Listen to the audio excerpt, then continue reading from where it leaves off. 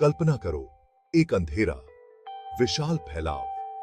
यह है अंतरिक्ष, स्पेस। अनगिनत तारों से भरा हुआ। हर एक तारा, स्टार, गर्म गैस का एक विशाल गोला है जो तेज चमक रहा है। हमारी कहानी इस विशाल ब्रह्मांड के एक शांत कोने में शुरू होती है।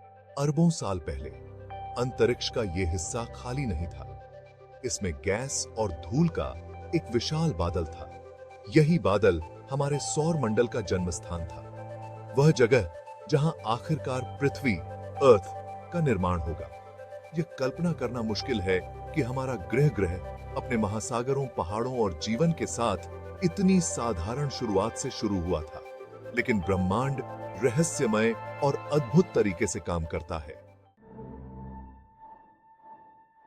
गैस और धूल का यह बादल बस यूं ही स्थिर नहीं था। यह धीरे धीरे घूम रहा था, अंतरिक्ष में एक विशाल डिस्क की तरह। घूमते हुए इस बादल को सोलर नेबुला कहते हैं। लाखों वर्षों में गुरुत्वाकर्षण, ग्रेविटी ने गैस और धूल के कणों को एक दूसरे की ओर खींचना शुरू कर दिया। जैसे जैसे अधिक से अधिक कण एक साथ आए, नेबुला का केंद्र सघन और गर्म होता गया। घूमना भी तेज होता गया, जैसे कोई घूमता हुआ आइस स्केटर अपनी बाहों को अंदर खींचता है। घूमने, गर्म होने और पदार्थों के इकट्ठा होने की यह प्रक्रिया बहुत लंबे समय तक चलती रही।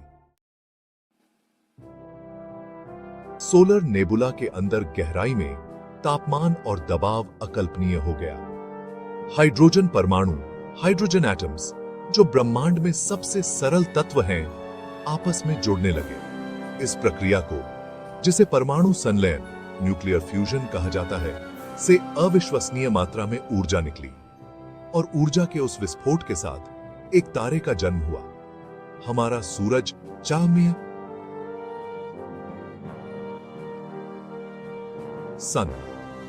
सूर्य के शक्तिशाली गुरुत्वाकर्षण ने सौर मंडल पर अपना दबदबा बनाना शुरू कर दिया। इसने गैस और धूल को अपनी ओर खींचना जारी रखा, जिससे इसका आकार और शक्ति और बढ़ गई।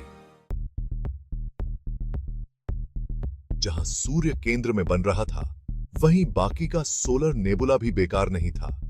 बची हुई गैस और धूल नवजात तारे के चारों ओर घूमती रही। छोटे छोटे कण आपस में टकराते रहे और आपस में चिपकते रहे। समय के साथ ये छोटे कण बड़े और बड़े होते गए, जिससे प्लैनेटेसिमल्स नामक वस्तुएं बनी।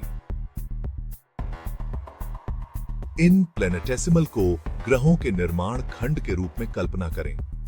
उनका आकार मीटर से लेकर किलोमीटर तक था, जो लगातार आपस में टकराते और विलीन होते रहते थे। जैसे जैसे वे बढ़ते गए, उनका गुरुत्वाकर्षण खिंचाव बढ़ता गया और भी अधिक गैस और धूल को आकर्षित करता गया। भाग 5, प्रोटो पृथ्वी और एक ब्रह्मांडीय टक्कर। अराजक प्रारंभिक सौरमंडल में एक विशेष प्लैनेटेसिमल हमारे घर बनने के लिए नियत था। इस युवा विकासशील ग्रह को प्रोटो पृथ्वी, प्रोटो अर्थ कहा जाता है। प्रोटो पृथ्वी अभी भी उस ग्रह से बहुत अलग थी जिसे हम आज जानते हैं। यह चट्टान का एक गर्म पिघला हुआ गोला था, जिस पर क्षुद्र ग्रहों, एस्टेरॉइड्स और अन्य मलबे की बमबारी लगातार होती रहती थी। तभी एक नाटकीय घटना घटी। मंगल ग्रह, मार्स के आकार की एक वस्तु युवा प्रोटो पृथ्वी से टकरा गई। यह टक्कर अविश्वसनीय रूप से शक्तिशाली थी, जिसने अंतरिक्ष में भारी मात्रा में सामग्री को बाहर निकाल दिया। इस मलबे में से कुछ अंततः आपस में जुड़कर हमारे चंद्रमा, मून का निर्माण करते हैं। इस विशाल प्रभाव का पृथ्वी के भविष्य पर गहरा प्रभाव पड़ा। भाग 6, महासागर बनते हैं। ठंडा होना। चंद्रमा के निर्माण वाली नाटकीय टक्कर के बाद पृथ्वी एक बहुत ही अलग जगह थी। प्रभाव ने जबरदस्त गर्मी जारी की, जिससे ग्रह लाखों वर्षों तक बेहद गर्म रहा। हालांकि धीरे धीरे पृथ्वी ठंडी होने लगी। जैसे जैसे ग्रह ठंडा हुआ, वायुमंडल में जल वाष्प संघनित हो गया। पृथ्वी की सतह पर मूसलाधार बारिश हुई, जिससे निचले इलाके पानी से भर गए। इस तरह पृथ्वी के पहले महासागरों, ओशंस का निर्माण हुआ। ये शुरुआती महासागर आज के जैसे नहीं थे। वे गर्म, अम्लीय और लगातार क्षुद्र ग्रहों की बमबारी से पीड़ित थे। भाग 7। जीवन की शुरुआत। अंधेरे में एक चिंगारी। प्रारंभिक पृथ्वी एक कठोर और क्षमाशील वातावरण था। फिर भी उन आदिम महासागरों में कहीं जीवन का उदय हुआ। वैज्ञानिकों का मानना है कि जीवन के पहले रूप सरल, एकल कोशिका वाले जीव थे, जो आज के सबसे सरल बैक्टीरिया से भी कम जटिल थे। जीवन के ये प्रारंभिक रूप अविश्वसनीय रूप से लचीले थे। वे जीवित रहने के लिए अपने परिवेश से रासायनिक ऊर्जा का उपयोग करते हुए गर्म, अम्लीय पानी में पनपे। लाखों वर्षों में ये सरल जीव विकसित और विविधतापूर्ण हो गए। अंततः आज पृथ्वी पर सभी जीवन को जन्म दिया। भाग 8। महाद्वीपों का उदय, भूदृश्य को आकार देना। एक ओर जहां महासागरों में जीवन विकसित हो रहा था, वहीं पृथ्वी की सतह पर भी नाटकीय परिवर्तन हो रहे थे। पृथ्वी की पपड़ी, अर्थ्स क्रस्ट, हमारे ग्रह की सबसे बाहरी परत, टेक्टोनिक प्लेट्स नामक बड़े टुकड़ों में टूटी हुई है। ये प्लेटें लगातार गतिमान हैं, हालांकि बहुत धीमी गति से, केवल कुछ सेंटीमीटर प्रति वर्ष की गति से। लाखों वर्षों में इन प्लेटों की गति के कारण कॉन्टिनेंट्स अलग हो गए और आपस में टकरा गए, जिससे पहाड़, घाटियां और अन्य भू आकृतियां बनी। प्लेट टेक्टोनिक्स की यह प्रक्रिया आज भी जारी है, जो हमारे ग्रह के चेहरे को लगातार बदल रही है। भाग 9। जीवन का एक ग्रह, विविध और लचीला।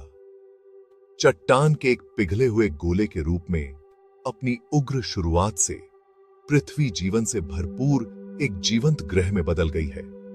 अरबों वर्षों में जीवन विकसित हुआ है और पृथ्वी पर हर वातावरण के अनुकूल हो गया है। जमा देने वाले ध्रुवों से लेकर चिलचिलाती रेगिस्तानों तक, सूक्ष्म बैक्टीरिया से लेकर विशाल पेड़ों तक, छोटे छोटे कीड़ों से लेकर विशाल व्हेल,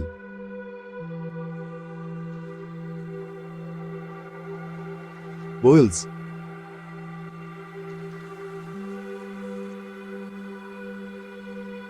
पृथ्वी पर जीवन की विविधता अद्भुत है। जीवन ने क्षुद्र ग्रह के प्रभावों से लेकर ज्वालामुखी विस्फोटों, वॉल्केनिक इरप्शंस तक अनगिनत चुनौतियों का सामना किया है, जो हमारे ग्रह और उसके निवासियों के अविश्वसनीय लचीलेपन को प्रदर्शित करता है। भाग 10। पृथ्वी पर विचार। एक ब्रह्मांडीय ओएसिस।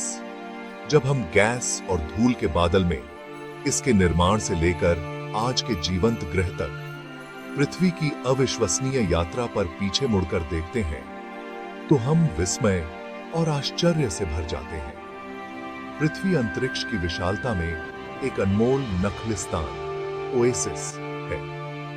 एक अनोखा ग्रह है जो जीवन का समर्थन करता है। जैसा कि हम जानते हैं, यह हमारी जिम्मेदारी है कि हम अपने और आने वाली पीढ़ियों के लिए इस नाजुक ग्रह को संजोएं और उसकी रक्षा करें। अपने ग्रह के इतिहास को समझकर हम इसके वर्तमान की बेहतर सराहना कर सकते हैं और पृथ्वी पर सभी जीवन के लिए एक स्थायी भविष्य की दिशा में काम कर सकते हैं।